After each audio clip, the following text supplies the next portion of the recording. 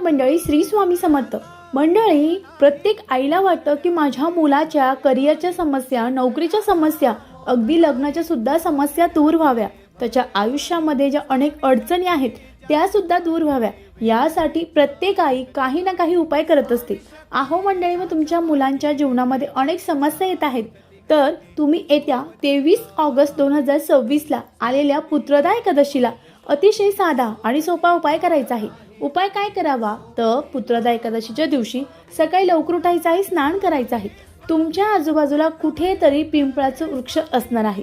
मग तुम्हाला एक तांब्याचा लोटा घ्यायचा आहे, त्यामध्ये शुद्ध जल भरायचं आहे. त्यानंतर कच्चं दूध 2 चमचे टाकायचं आहे, काळे तीळ टाकायचे आहे आणि तिथे जाऊन ते पाणी तुम्हाला त्या पिंपळाच्या झाडाला मुळांशी अर्पण करायचं आहे आणि ओम नमो भगवते वासुदेवाय नमः, ओम नमो भगवते वासुदेवाय नमः या मंत्राचा जप करायचा आहे आणि पाणी अर्पण करायचं आहे.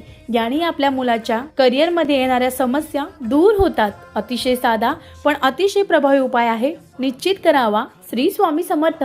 जय जय स्वामी समर्थ.